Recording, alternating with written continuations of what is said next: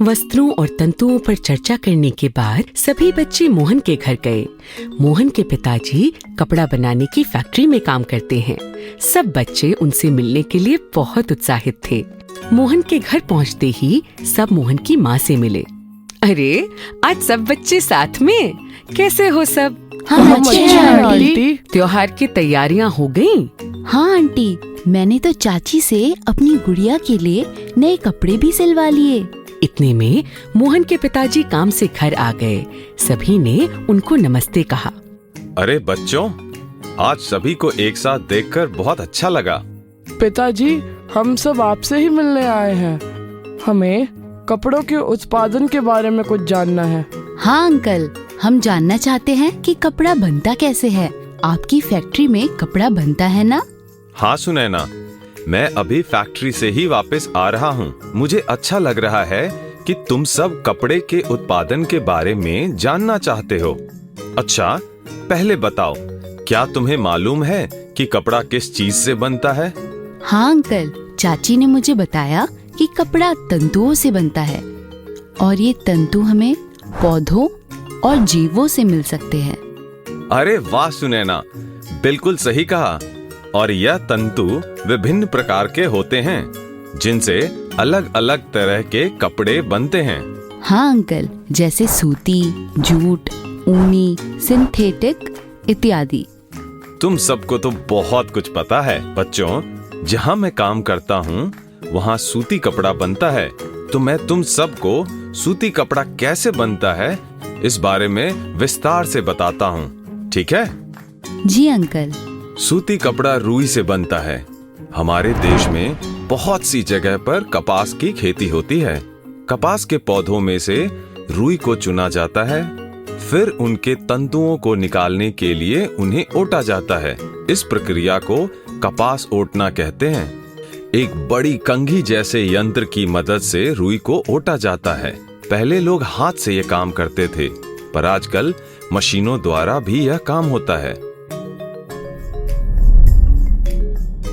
फिर तंतुओं से कपड़ा कैसे बनता है? बताता हूँ बच्चों, सब बताता हूँ। 1 मिनट रुको। मोहन की माँ वहीं पास में दिए सजाने की तैयारी कर रही थीं। मोहन के पिताजी उनसे रुई का गोला ले आते हैं और बच्चों को दे देते हैं। बच्चों, ये लो रुई का गोला। चलो, इससे दिए के लिए बातियां बनाने की कोशिश करो। जी अंकल।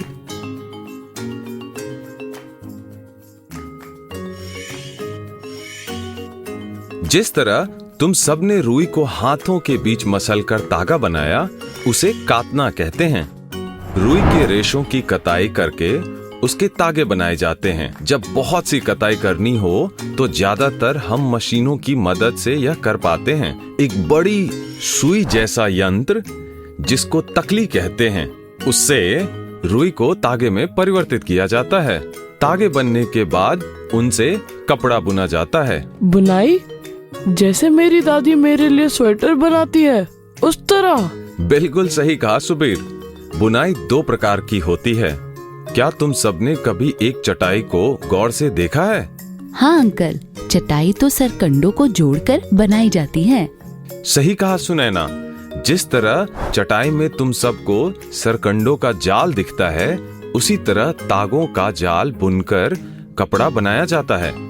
एक एक तागे को लेकर जाल बनाना? ऐसे तो कपड़ा बनने में बहुत समय लगता होगा। नहीं सुबीर, इस तरह की बुनाई करने के लिए एक यंत्र, जिसे करघा कहते हैं, उसका इस्तेमाल होता है। इस यंत्र को हाथों से भी चलाया जाता है और ये मशीनों से भी चलाया जा सकता है। अच्छा, तो इस यंत्र से कपड़ा जल्दी बनता है? जी हाँ।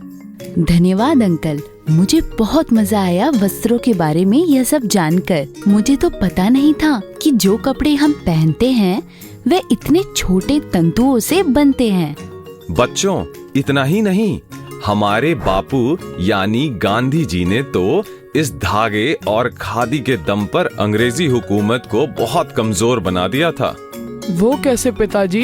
बापू ने खुद अंग्रेजी कपड़ों का बहिष्कार कर दिया था और अपने चरखे से जो कि धागा काटने के काम आता है, अपना धागा बनाते और उन धागों से बने खादी के वस्त्र इस्तेमाल करते। पूरे देश में तब स्वदेशी की लहर दौड़ गई थी और सबने अंग्रेजी कपड़ों का बहिष्कार कर दिया था।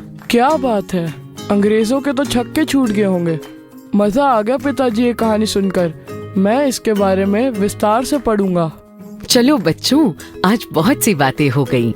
गर्मा गर्म खाना तैयार है। अब सब खाना खाकर ही घर जाना। जी हाँ आंटी।